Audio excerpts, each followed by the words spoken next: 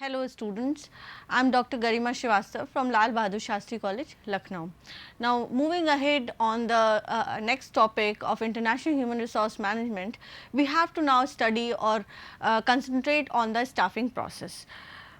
Now, when we talk about staffing, it is not a simple process, it is a complex process which is involved in expansion of overseas operations of an organization, and of course, it also involves the hiring of right candidates for the right place at the right time. So, whenever we talk about organizations and they need to expand in the overseas market, the staffing process becomes important. Now, of course, when we talk about international market, it is very much different from the domestic market. So, we need to study many factors of the international market, and accordingly we need to carry out the function of identifying those candidates who can move out of the domestic market, move out of the home country to the host country and bring out the operations in a successful manner. So, in any organization, all the resources like man, money, material are there and machine are there, but they are organized by human resources, or you can say the man of the man or the employees of the organization. Thus it is very important that each and every person should get a very right position in the organization according to the ability, talent and specialization. Now, of course, if we are not going to place the person according to his ability, talent and skills, then there may be chances that dissatisfaction arises amongst the people. Now, when the dissatisfaction is there, it will ultimately lead to inefficiency and low productivity of the organization. So, it becomes important for human resource management department that it checks into the ability, talent and skill sets of the people it is recruiting, it is hiring for the overseas operations, and then placing them at the very right positions they deserve. So, accordingly they will be compensating them, they will be providing the remuneration to these people also. It will help the organization to achieve the preset goals in a very proper manner by 100% contribution of the manpower. So, when we will be able to place the right person with right set of skills at the very right place in the organization, we may get 100% efficiency of that manpower or that human resources for the organization. So, it becomes very important. Now, when we talk about exact staffing process, it all starts with estimation of manpower. Now, when we talk about estimation of manpower, it means forecasting the exact number or forecasting the number of people required for those functions. So, for that purpose, we need to design an organization structure that would be working in the overseas market. Now, when we have first designed the organizational structure, or when we have once we have decided on the type of organization structure that we are going to overtake, that we are going to take in the host market, then we will be able to decide the number of people that will be required to fit into that particular organizational structure. So, once we have decided the number of people at the you can say higher level management or middle level management or the lower level management, once we have decided on the number of people, then the exact process of staffing starts. Now, identifying the number of people will also lead to identifying the type of skills required by these people, because when we talk about higher level management, or when we talk about middle level management, lower level management of the people, it requires different skill sets. Not everyone will be having the same skill sets, same experience sets in the organization structure. So, of course, with different kinds of skills required by the people, we will be requiring, we will be analyzing the job according to the skill sets required by that person. Now, here comes the process of recruitment, that is the very first point of staffing. That means recruitment means identifying those people with specific skill sets required for that particular position. Now, when we talk about recruitment, it is incomplete, it becomes incomplete when we do not accompany it with the process of selection. Now, here we need to understand what is the difference between recruitment and selection. Now, when we talk about recruitment, it is just the shortlisting of candidates on a particular standard, on a particular number of criteria that is being pre-decided by the organization. On the contrary, when we talk about selection, it is also based on certain criteria that has to be done on these particular candidates, but in the process of selection there are a number of steps through which we find the people, we find the exact skill sets, exact abilities of the people to be placed in that particular organization structure. Now of course, recruitment is a process of searching for prospective employees and stimulating them to apply for jobs in the organization. So you can say recruitment is a very shorter process, and we can find prospective employees in a very faster manner through recruitment, just by shortlisting them on some simpler criteria that have been decided by the organization. For example, we can say for a particular managerial position, we just want to see the number of years of experience and the organization, the earlier organization where the person was working. So that is it. That means these two criteria, if the person is able to meet the criteria of interviews, then recruitment is done. On the contrary, when we talk about selection, it is a process of elimination of those who appear unpromising. That means a number of people may apply for job, they may be fitting well into the criteria that the organization has set up, but somewhere or at some point or the other they seem to be unpromising to the organization. For example, if we take them into the physical examination, they may be lacking somewhere or the other, or sometimes if we take into the credentials or take into the testimonials, we check into those, there may be some kind of flaws in the employee. So at the end of selection, what we get is just the cream of the candidates, and the candidates that we get after selection are those who are fit in each and every criteria that the organization has set. The purpose of this selection process is to determine whether a candidate is suitable for the employment in the organization or not. So now here it is important to understand the difference between recruitment and selection. Then comes the fourth point of staffing, that is placement, introduction and placement. Now when we talk about placement, it means once the person has been selected on a certain criteria or on a certain basis, for example ability, skills or experience of the person, now we need to place him at a particular position or job according to the skill sets or the ability that the person has. Now it should exactly match the skill sets. Why? Because if you are going to place him at a certain position which is lesser than his ability, there may be dissatisfaction, or if it is more than his ability, there may be frustration due to non-fulfillment of objectives of the organization and ultimately the objectives of the person himself. So here it becomes important that you place the person at the very right position that is desirable by him. Now once he is placed in the organization structure, you need to introduce this person to other people, to the culture, to the policies, rules, regulations, then again to some simple processes of the organization, what will be his roles and responsibilities on this place, whom he will be reporting, who will be reporting him, all these things need to be told to him in the introduction part. Then comes the next one, that is training and development. Now placement means putting the person on the job for which he is selected. Now training and development, to perform various functions effectively after selection for an employee, it is important to provide him training or development to the employees. Now when we talk about training and development, it is not done all at once just after placing the person on the job. You require some time, you require to give some time to the employee to work on that particular job, so that he is able to prove himself on the basis of the abilities or on the basis of the experience he has.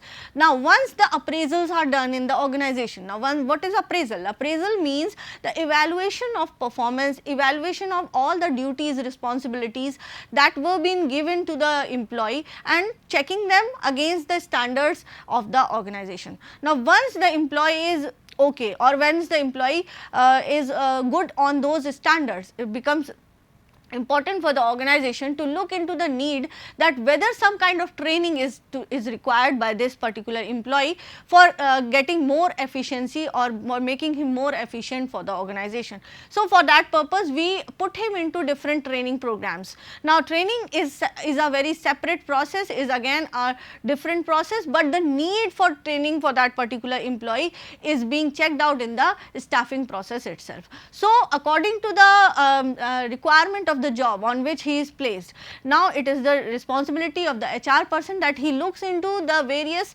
aspects as to the person who will be doing this job and whether he is required or whether he is needing some kind of training or not. Now, when we talk about development, it means the development of the person. It is not equivalent, it cannot be replaced with training. Training is somewhat different from development. Now, when we talk about development, it means the development of the employee or giving him some more task on the same job or giving him some enriched task on that same job, so that he can earn somewhat more or he can get increment in the next level of his salary.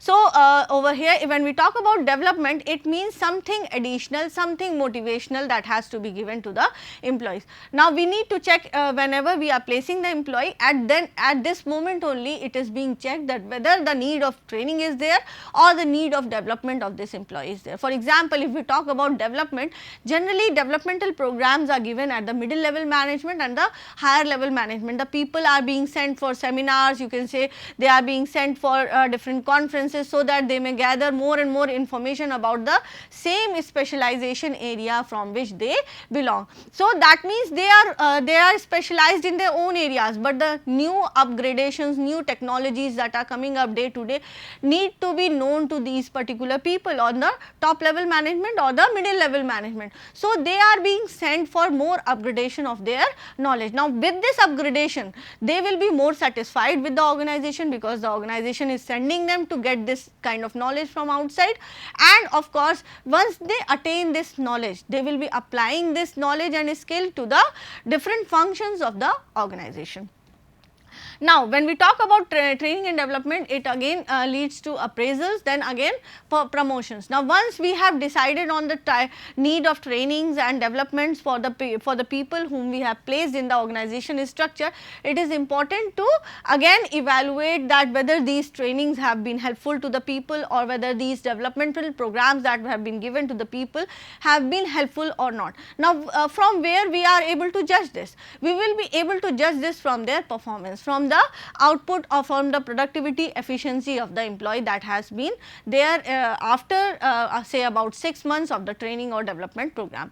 Now, once we have decided that yes, it has been helpful and the employee has become more sharper in his skills, more experience in that particular area, the organization can continuously think of promotions or providing promotions to these people. Now, again staffing is directly related to promotions also, because once the organization hires the people have an expectation from the organization that after certain time period they will be promoted to the next higher level. So, it will again lead to promotions.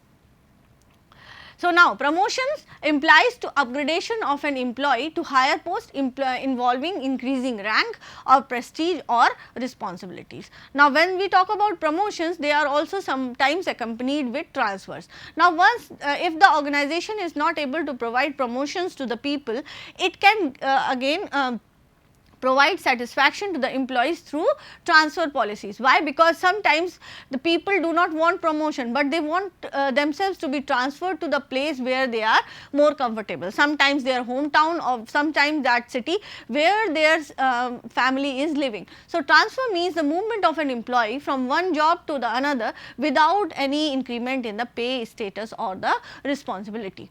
Then comes your appraisal. We have already studied about appraisal. It means evaluation of aptitudes or other qualities necessary for performing the assigned task to the person. Then comes the very last step of staffing, that is determination of remuneration or compensation. Now, of course, once we have found that right person with those set of right skills or experience, and we have already placed that person according to the skill sets and the experience, now it is important that we remunerate him or we compensate him according to the skills or the experience of that person. Now, because there is no definite or exact means to determine the correct wages at a particular skill sets or experience sets, it becomes very important or crucial for the human resource development department that they design the remuneration package in such a way that it becomes a package that supplies a kind of satisfaction amongst the people who are getting it, and of course, it leads to certain kind of promotions in future also. So, this means it is a very crucial process as it involves determination of remuneration, which is one of the most difficult functions of the personnel management department. Now, this was the process of staffing that we have studied. Now, when we are talking about staffing, we also need to understand that there are certainly different factors which influence this particular process, because whenever the organization goes for hiring of people, whether internal people or the people from outside the organization, it is always influenced by certain factors. As the business is influenced by internal or external factors, similarly we can say the staffing process will also be influenced by certain external or internal factors when we talk about overseas assignment. Now, when we talk about overseas assignments or when we talk about the host country, over there some of the external factors such as labor market conditions and government regulations and legal considerations, these two factors are important when we talk about staffing process. Now, taking on the very first one, that is the labor market condition. Now, when we talk about labor market condition, it means the supply of people from the host country or from the parent country or from the third country national. We have already talked about types of approaches that can be taken through for a staffing process. They were ethnocentric, they were you can say geocentric, they were polycentric. Now, whenever taking up any of these approaches, it is important to check that what is the labor condition of that particular country, from where the employees are being hired. So, if we have surplus of people, that people of those skills that are required by the organization, then of course, organization is at a positive or is at a competitive edge, because it has a number of people who can apply for the same job, and if one person is not set, if one person does not agrees to perform that job, the other will agree. So, the compensation then again be done on that negotiated package. Similarly, on the contrary part, if we see, if there are you can say deficit of people of skill required by the organization, then we have a negative disadvantage. Why? Because we have lesser number of people in the organization, we have lesser number of such people with such skills in the market also. So, now the organization will be finding those people from somewhere else, so that they fit into the organization structure. So, this is the meaning of labor market condition. So, we need to check out that the type of skills that we require for the people, the type of skills required by the people to fit into the organization structure, are they in surplus or they in deficit in the market from where we are hiring them. Secondly, when we talk about is government regulation. Now, of course, when we are talking about overseas market, we are talking about some other country, we are talking about the host country. Now, it is not necessary that the same regulations are being followed in the host country as are being followed in the domestic country. So, we need to understand what are the government regulations, what are government regulations related to employment of the people, hiring of the people, the work permits of the people, immigration, then again visas, visa formalities, all these needs to be considered when we talk about government regulations. Then similarly, when we talk about government regulations, it cannot be complete without legal considerations. Now, legal consideration mean what are the legal implications that will be applied when we are hiring people from the host country, when we are sending expatriates from the home country, or we are hiring people from some third country. So, it is important that we hire them and we check into the various other factors, like we have studied, we have discussed in the last one, that is the budget, the type of skills required, the number of people required by the organization. All these things once fit into particular organization structure, then only the staffing process will be complete. Now comes the internal factor. Now when we talk about the internal factor, these are the factors which are directly related to the organization itself. Now sometimes we say that the internal factors are controllable factors, because they are the internal factors and the organization can be very flexible in its internal factors, so that it adjusts itself for the host country environment. Now very first one is the organization policies and practices. Now when we talk about organization policies and practices, it is directly related to the staffing process. Now if organization says that the staffing is to be done twice a year or is to be done thrice a year, this is covered under the organizational policy. Now when if the organization follows a very strict policy of staffing and stricter policies for the, you can say, higher level management or the lower level management, so it will directly affect the staffing process. So and secondly, organizational image. Now these days it goes in the opposite direction. People find the organization attractive, people see that this organization is prospective for them, and then only they wish to join this particular organization. So organization image means the building of the image of the organization as regards to its culture, as regards to its incremental practices, as regards to its transfer and promotion policies. So if they are positive, if the people think about these policies to be a positive or advantageous for themselves, then only they are willing to join the organization. So it becomes important for the organization that it builds up its own image, its own positive image when talking about the staffing process. Then comes the very last one, that is the job attractiveness. Now of course when we talk about the organization structure in the overseas market, over there the organization structure also becomes important.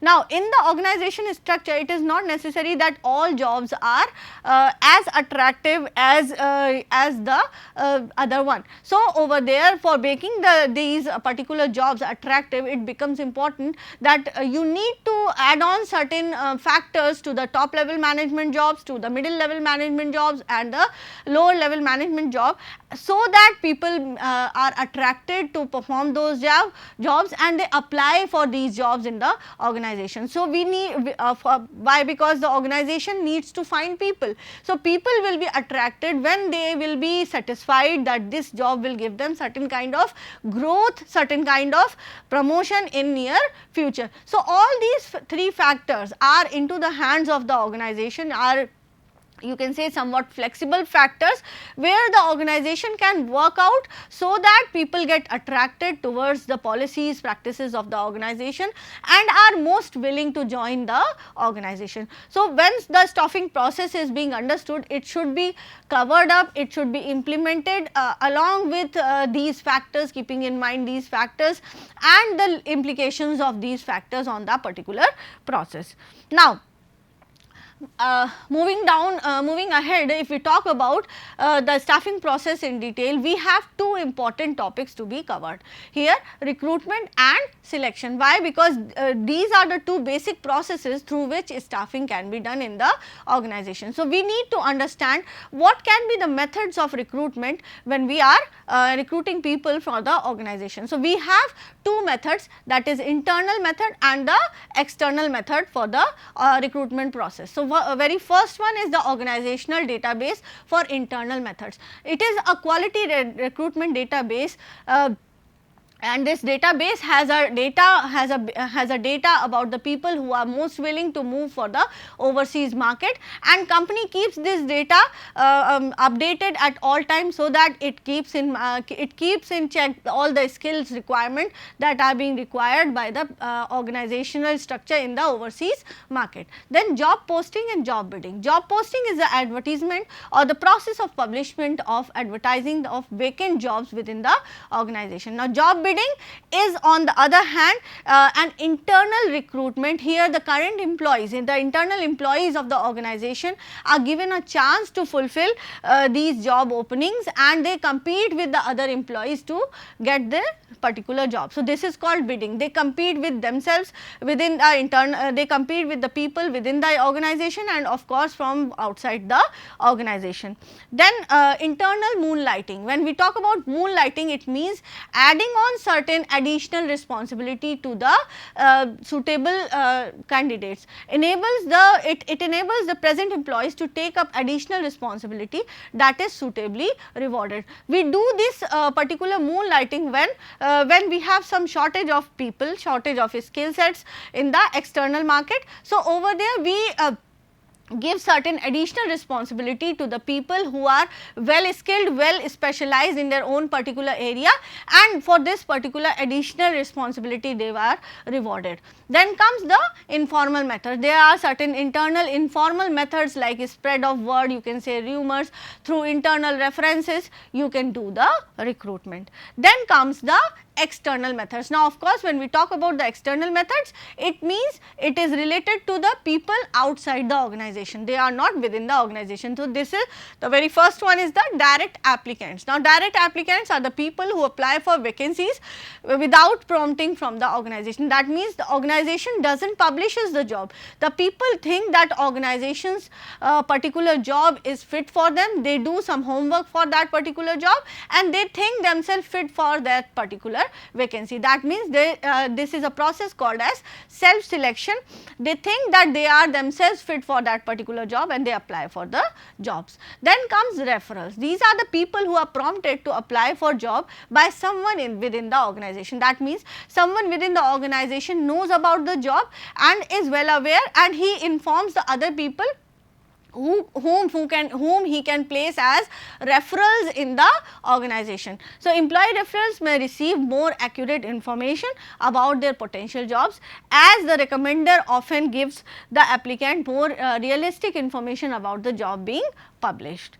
Then comes a professional association. When we talk about the professional association, it is an organization with members who work in or share an interest in a specific job field or industry. So, professional organizations may host different events that are informative and provide members resources to help them learn more about the field to advance their career. Then comes employment agencies. We are all aware of different employment agencies. These are the companies who contract to hire and staff employees for other companies.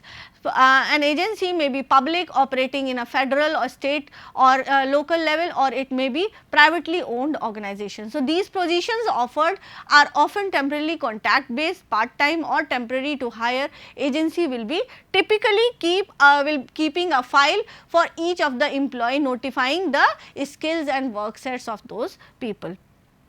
Then executive search firms, these are also called headhunting, referred to as agencies or organizations used by employers to assist them in locating, recruiting, selection and placement of the individuals. Then comes advertisement. The core of a recruitment advertisement provides corporate background information, specific job details and aspects of the company that differentiate it from the other firms. Thank you.